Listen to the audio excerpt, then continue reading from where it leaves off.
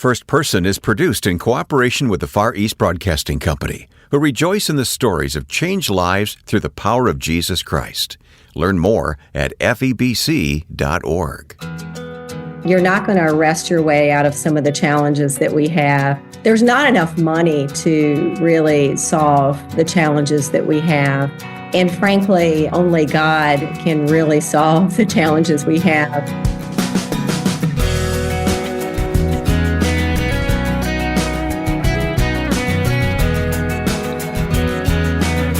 She left a career in business and advertising to pursue God's call on her life to help inner city children.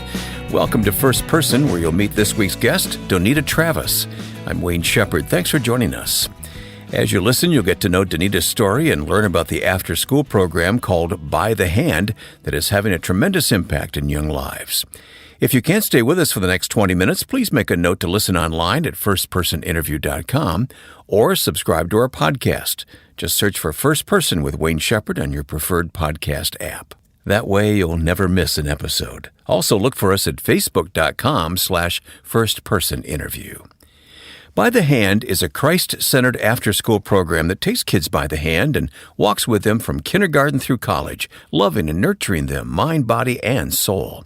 The founder, CEO, and president is Donnita Travis, whose own story of God's calling is very exciting. We spoke online. It is very exciting. I have reflected a lot on how when God plans to do something good, He often does it through one person who's willing to say yes. Mm-hmm. And I had the opportunity of being a person to say yes to God on May 12th, 1997. I was president of an advertising agency that my husband and I had started in Chicago. And I thought I had made the decision, I think, looking back, that God drew me to make the decision. But I had decided to get away for a couple of days just to pray and plan, and got in my car and drove a couple of hours up north to Lake Geneva, checked into a little roadside motel, and planned on spending just a couple of days praying and planning. And I can tell you, in the quietness of my morning prayer, first day I was there, morning prayer, God whispered a verse from the book of John to my heart. And the verse is, "The thief comes to steal, kill, and destroy. I've come that you may have life and have it abundantly." And after that verse, and I don't even ever remember memorizing that verse. I've memorized other verses, but it was the verse that came to mind. And then after the verse was just a very clear question. "Donnita, will you help kids in Chicago have abundant life?" And, God has spoken to me like that a handful of times in my life, but I knew it was the Lord. And I prayerfully and tearfully said yes. Yeah. What did your husband and others in your life think about that? Yeah, they were a little worried. I called my husband from the motel room and was crying and said, "Dear, I really believe that God has given me a vision for my life. It's to help kids in Chicago have abundant life. And I'm so excited about it." And he was kind, but he said, "When are you coming home, honey?" And again, we both were, very accepting of this, but we had no idea what that meant. And so I came home and continued as president of the advertising agency from 1997 through 2000, so about 3 years, and would work in advertising during the day. And then I would volunteer at the Moody Church with kids who lived in the nearby Cabrini Green housing complex. Mm-hmm. So the woman who was in charge of children's ministry and I, we would get the Moody Church van. We'd drive over every night of the week in the evening hours after work, all day, pick up kids and bring them back to the church. And with a group of volunteers on Monday night, we had homework help. Tuesday night, we had dance, which was led by a member of the Joffrey Ballet, who was a member there at the church. Wednesday night, we brought the kids over for Awana. Thursday night, we had a cooking club. Friday night, a movie night. And Saturday, we would go on field trips in the city. And that's how it started in 1997. And did that until early 2000. And in early 2000, I really felt like God was calling me to leave advertising and start By the Hand Club as an after-school program. Shared that with my husband, and he said, "Oh, okay." But I need some time.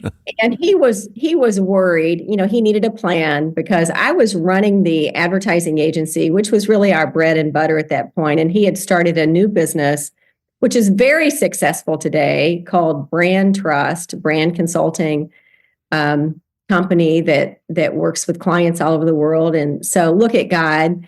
But he said, okay, we need a plan. I need some time.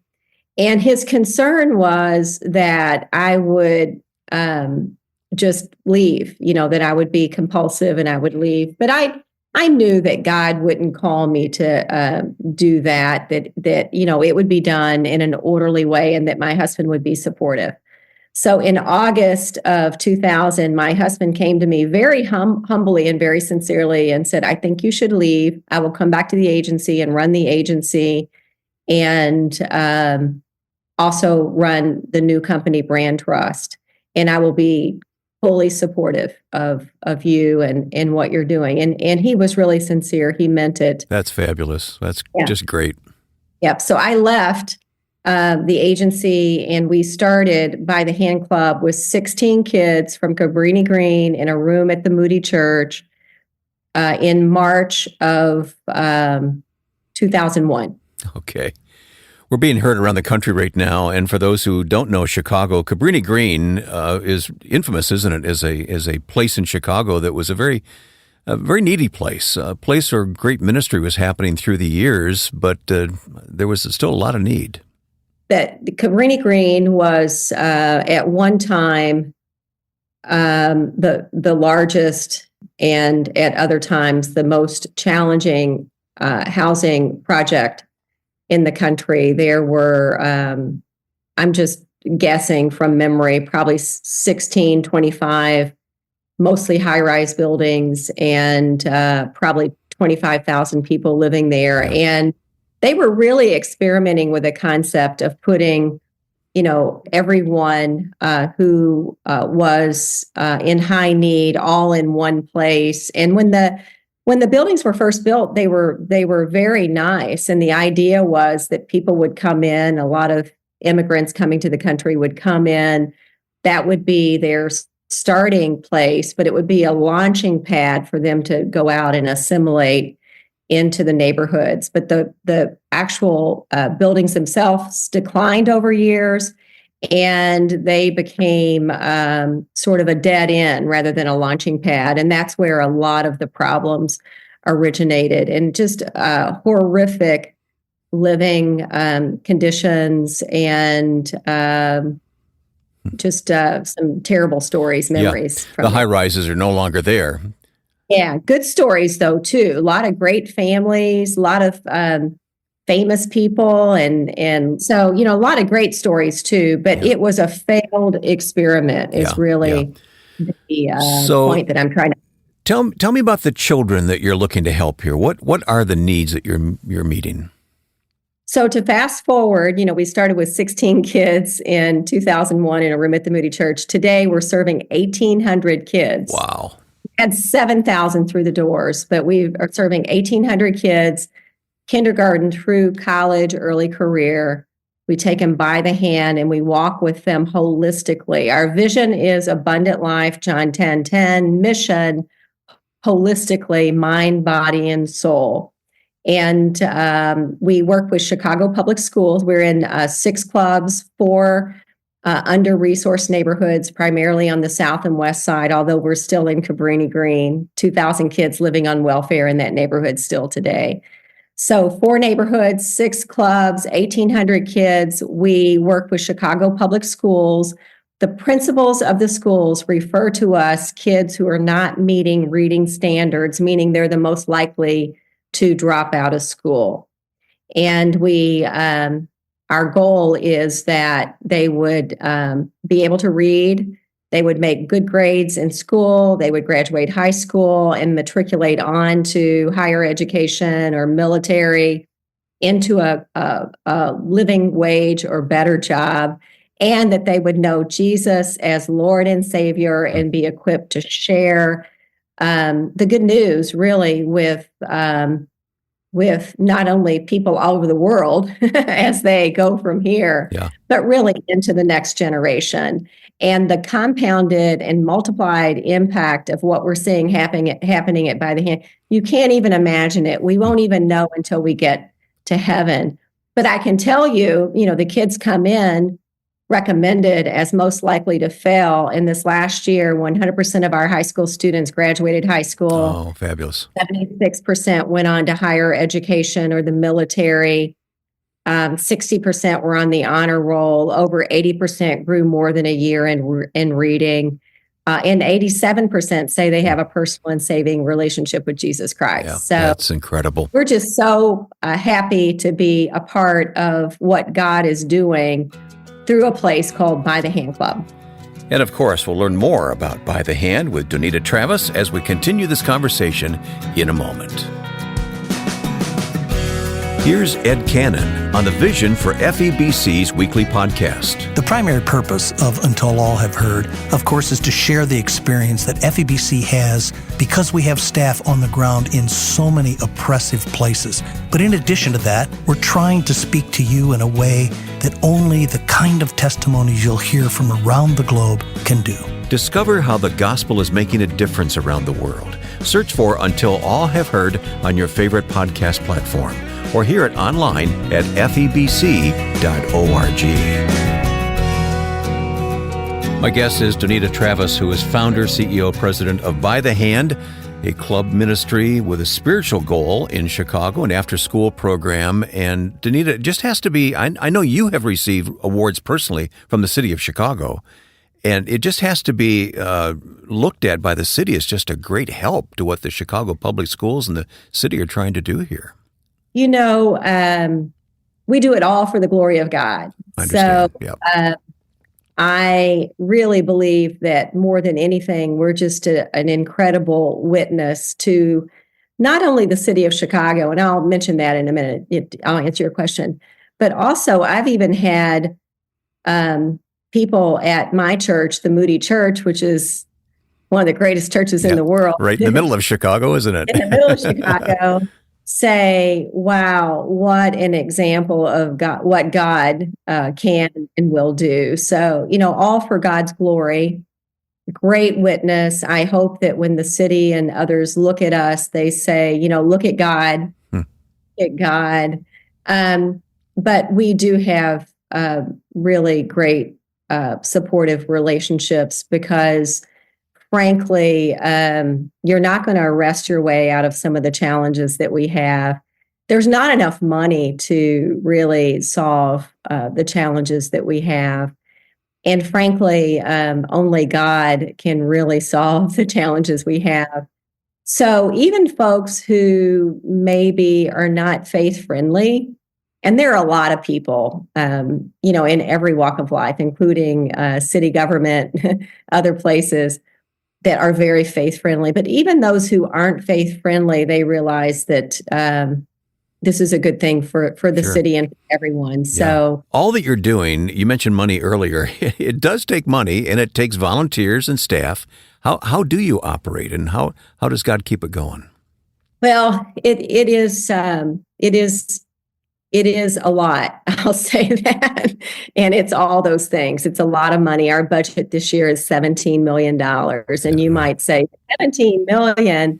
But if you look at 1,800 kids and caring for them holistically, our bus budget, just to pick them up from school and bring them to the club and then take them home at nighttime, it's $1 million. Wow. Just for busing. And we do again, we have staff, we have reading specialists, college specialists, we have spiritual development specialists, social workers, and you need all of that if you're really going to care for kids holistically. So our budget's 17 million, and if you divide that, by 1,800, you can start doing some math. And then if you divide it, we operate year round by numbers of days and weeks in the days. You'll see why it's that. If you look at, what it really takes to care for 1,800 kids holistically. So $17 million. And I will say God always stretches us. So we never have enough.